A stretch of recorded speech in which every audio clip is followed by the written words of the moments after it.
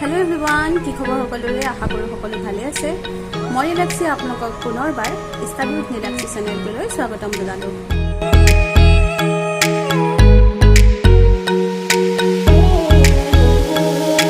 Hello' student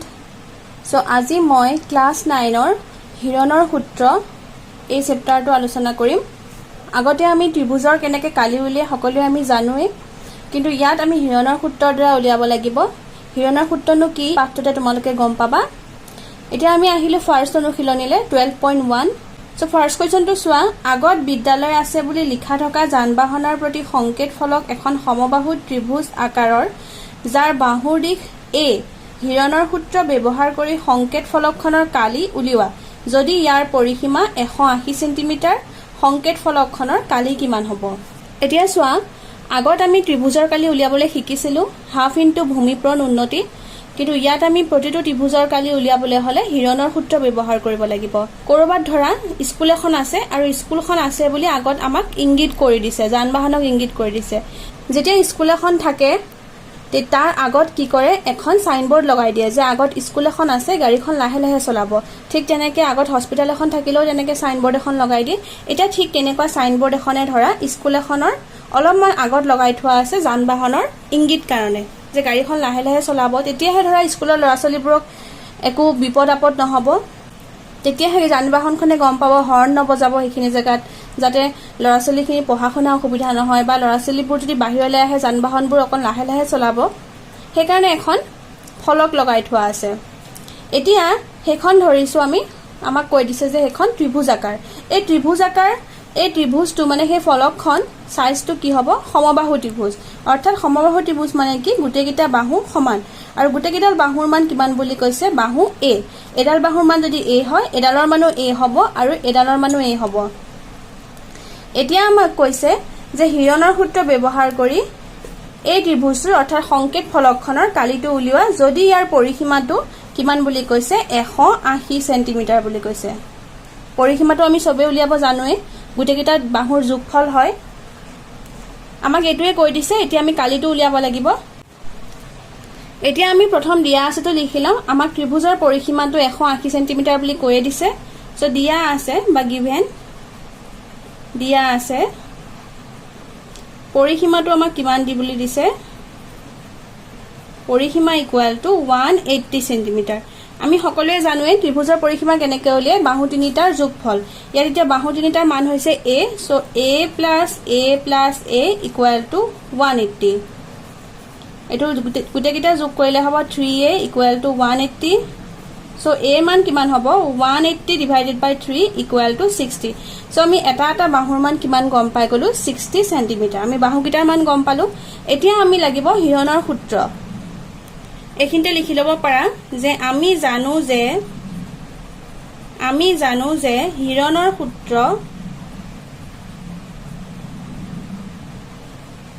সমান হিৰণৰ সূত্ৰ কেনেকৈ উলিয়াই s into s minus a into s minus b into s minus c এটোৱে হৈছে হিৰণৰ সূত্ৰ ইয়াতে s মানে হৈছে সেমি পেৰিমিটাৰ অৰ্থাৎ অৰ্ধ পৰিসীমা এতিয়া আমি অৰ্ধ পৰিসীমাটো উলিয়াই ল'ব লাগিব আৰু a b c ইয়াত বাহুকিটাৰ মান আমি লিখিব লাগিব যেহেতুকে a ত্ৰিভুজটোত গুটেকিটা বাহুৰ মান a হয় সো গুটেকিটা এটো b জায়গাটো a হ'ব আৰু c জায়গাটো a হ'ব অৰ্ধ পৰিসীমা অৰ্থাৎ s ৰ মান কেনেকৈ উলিয়াই a + b + c divided by 2 যদি গুটেকিটা বাহুৰ মান বেলেগ বেলেগ হয় তেতিয়া আমি a + b + c divided by 2 কৰিম যেহেতুকে ইয়াত গুটেকিটা বাহুৰ মান একে সো আমি কি লিখিম a + a divided by 2 so s equal to a plus a divided by 2 তিনটা a আমি প্লাস কৰিম ইয়াত হ'ব 3a divided by 2 so আমি অৰ্ধ পৰিসীমাটোৰ মান কিমান পালো 3a divided by 2 এতিয়া আমি s ৰ জায়গাত এটো মান বহাই দিম এটাকে কালি ইকুৱেল টু যেহেতুকে আমাক কালিটো উলিয়াব দিছে আমি কালিটো উলিয়াম s into s minus a এটো কি হ'ব সোৱা যেহেতুকে b বুলি আছে কিন্তু আমি জানো যে আমাৰ ত্ৰিভুজটোৰ মান a ত্ৰিভুজটোৰ বাহুকেইটাৰ মান a গতিকে ইয়াত কি হৈ যাব s minus a আৰু c জায়গাটো হ'ব s minus a s into s minus a তিনিটা হৈ গল সো s minus a টো কি কৰি দিম হোল কিউব এতিয়া আমি মানবোৰ বহাই দিম এছৰ জেগাত হ'ব 3a ডিভাইডেড বাই 2 তাৰপিছত as টোৰ জেগাত হ'ব 3a divided by 2 minus a আমি a টোক a বুলিয়ে লিখিম ইয়াতো মই a ৰ মানটো পাতা নাই একে লাষ্টত আমি a মানটো পাতি দিম a মানটো বহাই দিলে অংকটো বেছি টান হৈ যায় গতিকে মই a মানটো নপতাকে একে লাষ্টত মই a মানটো পাতি দিম সো আমি a বুলিয়ে পাতিম a ওপৰত দিম whole cube 3a divided by 2 এটো সোয়া ইয়াৰ তলতো 1 এটা আছে সো 2 আৰু 1 ৰ লসাগু হ'ব 2 ওপৰত 3a হ'ব মাইনাছ 1 আৰু 2 একেৰে 2 ঘৰণ কৰিলে 2 হ'ব আৰু 2 লগত a টো পূৰণ কৰিলে হ'ব 2a ওপৰত whole cube 3a divided by 2 তলত হ'ব 2 3a ৰ পৰা 2a মাইনাছ কৰিলে হ'ব a ওপৰত হ'ব হোল কিউব মই সাইডতে কৰি দিছো এখিনি সোয়া 3a ডিভাইডেড বাই 2 ইনটু এটো সোয়া a ৰ ওপৰটো কিউব আছে আৰু 2 ৰ ওপৰটো কিউব আছে সো a কিউব তলত হ'ব 2 কিউব মানে হ'ব 8 2 আন গুণে 16 এটো হ'ব 3a টু দি পাৱাৰ 4 যেটোকে a ইয়াত তিনটা আছে আৰু ইয়াত আছে a এটা এতিয়া সোয়া ইয়াত যেটোকে 16 আছে 16 ৰ আমি বৰ্গমূল সবেই জানো 4 * 4 যদি কোনোবাই বুজি নপোৱা মই আকৌ এবাৰ কৰি দিছো সোয়া 16 ক আমি ভাঙিব পাৰো 4 * 4 কৰি সো 4 * 4 4 গুণ 16 আৰু ইয়াত 3 ইনটু এটো a টু দি পাৱাৰ 4 টো আমি ভাঙিব পাৰো a স্কয়াৰ আৰু a স্কয়াৰ কৰি পেলাই a স্কয়াৰ পূৰণ a স্কয়াৰ কৰি পেলাই বুজি পালা এতিয়া বৰ্গমূলটো আমি উঠাই দিব পাৰিম যেহেতুকে 4 আমি দুটা পূৰণ কৰিব পাৰিলো সো 4 টোৰ ওপৰত বৰ্গমূল নহয় অকল এটা 4 থাকিব আৰু এটা 4 আতৰি যাব বৰ্গমূলৰ পৰা সো 16 ৰ বৰ্গমূল হ'ব 4 4 গুণে 16 ইয়াত 3 টোৰ ওপৰত বৰ্গমূল থাকিব যেহেতুকে 3 ৰ একো বৰ্গমূল নাই √3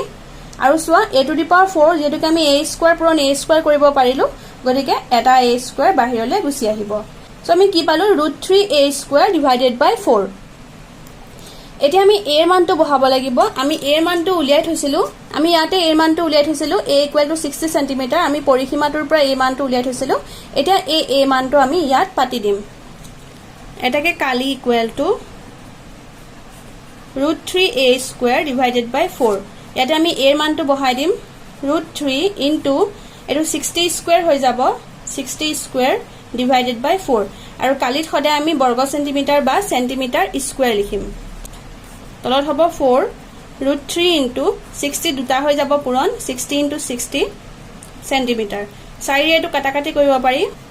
4 এটো কাটিলে 4 গুণে 4 5 6 দুই এটা এপিনে গুচি যাব 20 হৈ যাব 4 5 গুণে 20 √3 ইনটু 15 আৰু 60 পূৰণ কৰিলে হ'ব 15 6 গুণ 90 লগত 0 টো আহি যাব 900 সো আমি আনসাৰ কি পালো 900 √3 সেন্টিমিটাৰ স্কয়াৰ এটো ইয়াৰ আনসাৰ এতিয়া বুজি পালা কালি কেনেকৈ উলিয়াব লাগে হিৰনৰ সূত্ৰৰ দ্বাৰা যদি কিবা কনফিউজ থাকে তেনেহলে প্লিজ মোক কমেন্টত জনাবা এতিয়া আহো নেক্সট কোৱেশ্চনলে 2 নম্বৰ কোৱেশ্চনটো চোৱা এখন উৰণীয়া হেতুৰ ত্ৰিভুজাকৃতিৰ দাঁতিৰ বেৰবোৰ বিজ্ঞাপন প্ৰচাৰৰ বাবে ব্যৱহাৰ কৰা হৈছে প্ৰতিখন বেৰৰ দাঁতি কেইটা 122 মিটাৰ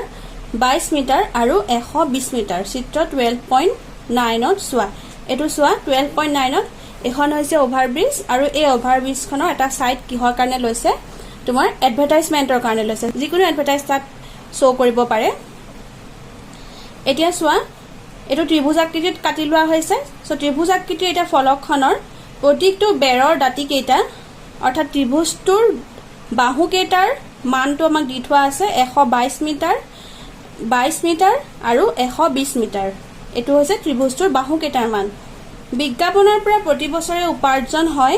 প্ৰতি বৰ্গ মিটাৰত 5000 টকা মানে 1 বৰ্গ মিটাৰত কিমান হয় 5000 টকা বৰ্গ মিটাৰ বুলি যেটোকে কৈছে আমি কালিটো উলিয়াব লাগিব এটা কোম্পানীয়ে ইয়াৰ এখন বেৰ 3 মাহৰ বাবে ভাড়া ললে ইয়াত 3 মাহৰ কাৰণে এখন বেৰ কোম্পানী এটাই ভাড়া লৈছে আৰু কোম্পানীটোৱে এতিয়া কিমান টকা পৰিশোধ কৰিছিলে আমাক উলিয়াব দিছে সোৱা যেহেতুকে 3 মাহৰ কাৰণে লৈছে আমি 1 বছৰটোক যেহেতুকে কৈছে আমি 1 বছৰটোক 12 মাহ বুলি উলিয়াব লাগিব আৰু আমাক 1 বৰ্গ মিটাৰ দি থোৱা আছে এতিয়া আমি এই গুটেটোৰ কালিটো আমি উলিয়াব লাগিব তেতিয়া আমি গম পাই যাম ইয়াৰ আনসাৰটো এটা তোমালোকে উৰণীয়া হেতু সেতু বাদ দিয়া ফাৰ্ষ্টতে চোৱা এটো এটা সিম্পল ত্ৰিভুজ আৰু ত্ৰিভুজটো আমাৰ মানকেইটা কিমান দি থোৱা আছে 122 মিটাৰ 22 মিটাৰ আৰু পিছৰটো আছে 120 মিটাৰ এটো এটা ত্ৰিভুজ বুলি ভাবি লোৱা এটো A এটো B এটো C এতিয়া আমি মানবোৰ প্ৰথমে উলিয়াই লম প্ৰথমে যেহেতুকে হিৰণৰ সূত্ৰটো আমি মানটো উলিয়াব লাগিব আমি ফাৰ্ষ্টত উলিয়াব লাগিব ইয়াৰ সেমি পেৰিমিটাৰ অৰ্ধ পৰিসীমাটো আমি উলিয়াব লাগিব সো s ইকুৱেল টু যেহেতুকে আমাক ফৰ্মুলাটোত s লাগিব গতিকে আমি s টো উলিয়াই লব লাগিব s equal to a plus b plus c divided by 2 122 metre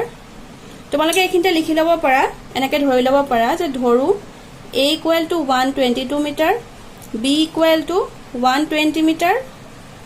আৰু c equal to 22 মিটাৰ এনেকে লিখি লব পাৰা এৰা এই মানবোৰ বহাই দিম a equal to 122 plus b ৰ মান আমাক দি থোৱা আছে 120 plus c ৰ মান দি থোৱা আছে 22 divided by 2 এই তিনিটা আমি যোগ কৰিম তলত 2 হ'ব 2 2 4 2 2 4 4 2 6 1 1 2 264 মিটাৰ এটো হৰণ কৰিলে হ'ব 2 2 হৰণ কৰিলে হ'ব 1 2 3 গুণে 6 2 2 গুণে 4 সো আমি s ৰ মান কিমান পালো 132 মিটাৰ এটাকে কালি ইকুৱেল টু ত্ৰিভুজটো আমি কালিটো উলিয়াই লওঁ s into s minus a s minus b s minus c এটা s ৰ মান হৈছে 132 minus a ৰ মান হ'ব 122 minus b ৰ মান হ'ব 120 আৰু c ৰ মান হ'ব 22 so 132 minus 22 মিটাৰ স্কয়াৰ হ'ব এককটো 132 into এটো পাই এটো বিয়োগ কৰিলে হ'ব 2 2 গলে 0 3 2 গলে 1 1 ৰ 1 গলে 0 অৰ্থাৎ আমি 10 পালো পূৰণ 132 ৰ পৰা তোমালোকে কিয় পূৰণ দিছো বুজি পাইছাই সাগে যেহেতুকে ইয়াত ব্ৰেকেট আছে ব্ৰেকেট মানে পূৰণ চিন বুজায় এবাৰ 132 ৰ পৰা আমি 120 বিয়োগ কৰিব লাগিব 2 ৰ পৰা 0 গলে 2 3 ৰ পৰা 2 গলে 1 1 ৰ পৰা 1 গলে 0 12 পালো পূৰণ 132 ৰ পৰা 22 গলে 2 2 গলে 0 3 2 গলে 1 1 আমি কিমান পালো 110 এতিয়া সোৱা যেহেতুকে ওপৰত বৰ্গমূল চিন আছে বৰ্গমূল চিন উঠাবলৈ হলে আমি সংখ্যাটা কি কৰিব লাগিব বৰ্গ কৰিব লাগিব যেতিয়া আমি 4 ৰ ওপৰত বৰ্গমূল থাকে যেহেতুকে আমি সৰু সংখ্যা আছে সৰু সংখ্যাটো ধুনিয়াকে উলিয়াব পাৰো 2 স্কয়াৰ বা 2 2 গুণে 4 কৰিব পাৰো কিন্তু যেহেতুকে ডাঙৰ সংখ্যা আছে আমি গুটেকিটা পূৰণ কৰি বৰ্গমূল ললে অংকটো ডাঙৰ হৈ যাব তাত থাকি আমি চাও যদি হে ইয়াত যেহেতুকে সৰু সংখ্যা 10 আৰু 12 আছে আমি একিটা সংখ্যাকো 10 আৰু 12 দি কৰিব পাৰো নেকি আমি হেতু চাম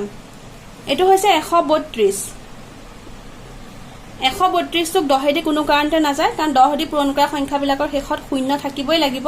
আমি 12 দি কৰিব পাৰো নেকি চাও 12 দি কৰিলে এটোৰ লগত কিমান হৈ যাব 11 সো 12 পূৰণ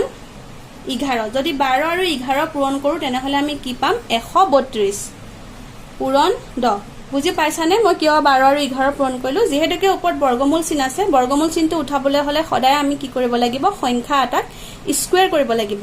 ইয়াত 10 আছে এটা 12 আছে এটা 110 এটা আছে আৰু 132 এটা আছে গতিকে আমি কোনো কাৰণতে বৰ্গমূলটো উঠাব নোৱাৰো হেকাৰণে আমি কি কৰিলো ইহতক সৰু সৰু উৎপাদকত ভাগ কৰি দিলো এটা 132 টো কি কৰিলো 12 পূৰণ 11 বেলেগ সংখ্যাই কিয় নকৰিলো কাৰণ সোৱা বেলেগ সংখ্যাই কৰিব পাৰা কিন্তু অংকটো ডাঙৰ হৈ যাব যেহেতুকে 12 আছে মই হেকাৰণে 12 দি পূৰণ কৰিব পাৰা নেকি চালো 10 দি কোনো পধ্যে নোৱাৰি কাৰণ 10 দি পূৰণ কৰা সংখ্যাবিলাকৰ শেষত কি থাকিব লাগিব 0 এতিয়া এই দুটা সৰু সৰু আছে আমি এনেকৈ পাতি থম 10 পূৰণ 12 নেক্সট থাকিব 110 এতিয়া সোৱা 110 টোৰ শেষত যেহেতুকে 0 আছে 10 দি ধুনিয়াকে হৰণ যাব সো আমি 10 থকা সংখ্যা যদি আৰু এটা পাও তেনে হলে আমি 10 টো কি কৰিব পাৰিম বৰ্গমূল চিনৰ পৰা উঠাই দিব পাৰিম সো 10 পূৰণ কি কৰিব পাৰিম আমি 11 10 11 গুণ কি হয় 110 এতিয়া বুজি পাবা তোমালোকে মই কিয় এনেদৰে পূৰণ কৰিছো এতিয়া সোৱা আমি বৰ্গমূলৰ ভিতৰত কি পালো 12 পূৰণ 12 দুটা 12 পালো 11 পূৰণ 11 দুটা 11 পালো আৰু 10 পূৰণ 10 দুটা 10 পালো এনেকে তোমালোকে ধুনিয়াকে লিখি দিব পাৰা যে 12 পূৰণ 12 11 পূৰণ 11 10 পূৰণ 10 এতিয়া সোৱা প্ৰতিটো সংখ্যাই জোৰা জোৰা হৈ গল আৰু জোৰা হোৱাৰ কাৰণে কি কৰিব পাৰো আমি ধুনিয়াকে এটা দুটা 12 যেহেতুকে আছে এটা 12 উঠি আহিব বৰ্গমূল চিনটো উঠি গল 12 ৰ পৰা ঠিক তেনেকৈ 2টা 11 যেহেতুকে আছে, এটা 11 আহি গ'ল বাহিৰলৈ, আৰু 10 যেহেতুকে 2টা আছে, এটা 10 আহি গ'ল। এতিয়া বুজি পালা? 12 11 গুণ 132 আমি আগতে কৰি থৈছো। সো 12 11 গুণ 132 আৰু 132ৰ লগত 10 পূৰণ কৰিলে কিমান হ'ব? 1320। এতিয়া বুজি পালা? কালিটো কিমান হ'ব? মিটাৰ স্কুৱেৰ বা বৰ্গ মিটাৰ। এতিয়া আহিব মেইন কোৱেশ্চনলে। এতিয়া কৈছে যে এটা কোম্পানীয়ে এই বেৰখন ভাড়ালৈ লৈছে কেই মাহৰ কাৰণে? 3 মাহৰ কাৰণে। আৰু 3 মাহত কিমান টকা পৰিশোধ কৰিব লাগিব এইটো আমাক সুধিছে। এতিয়া 3 মাহত কিমান টকা দিব আমি নাজানো, কিন্তু আমাক এটা হিন্ট দি দিছে যে এবছৰত 1 মিটাৰৰ কাৰণে কিমান দিয়ে? 5000 টকা দিয়া আছে বুলি লিখিব পাৰা।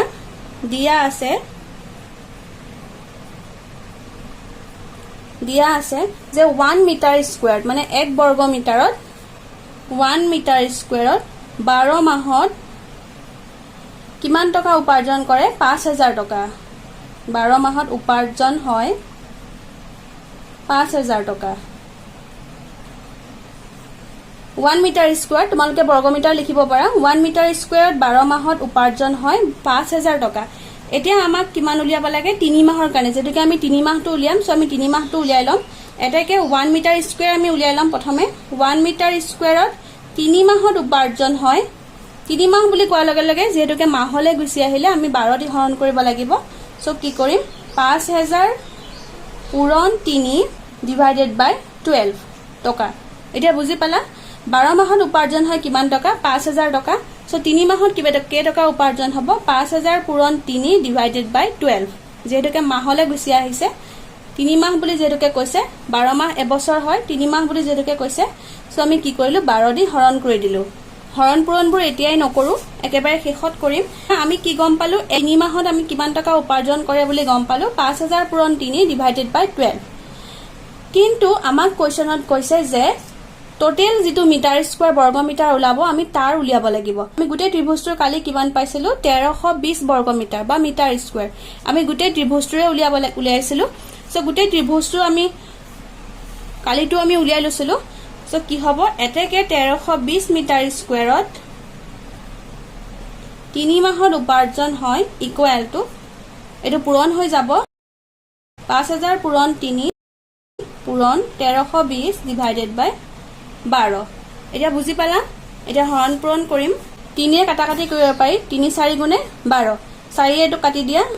এইটোক আমি 4 কাটি দিম। 4 গুণে 4 5, 1 এটা এপিনে থাকিলে 10 হৈ গ'ল। 4 দুগুণে 8 9 10, 2 এটা এপিনে গুচি গ'ল 20 হৈ গ'ল। 4 5 গুণে 20 0। সো আমি ওপৰত কিমান পালো? 1250 পূৰণ 1320 টকা। এতিয়া বুজি পালা? এতিয়া 2টা পূৰণ কৰি দিম। 2টা পূৰণ কৰি আমি কিমান পালো? 16,50,000 টকা। এইটোৱে হৈছে এনসাৰ। সো আমি কি গম পালো? কোম্পানীটোৱে 3 মাহৰ কাৰণে যদি এই ত্ৰিভুজাকৃতিৰ ফলকখন যদি ভাড়ালৈ লয় তেনেহলে কিমান টকা দিব লাগিব? 16,50,000 টকা। বুজি পালা? ভিডিঅ'টো শেষলৈকে চোৱাৰ বাবে বহুত ধন্যবাদ। ভিডিঅ'টোৰ পৰা যদি উপকৃত হ'ম বুলি ভাবে তেনেহলে please like, comment, share and subscribe কৰিব নাপাহৰিব। Thank U.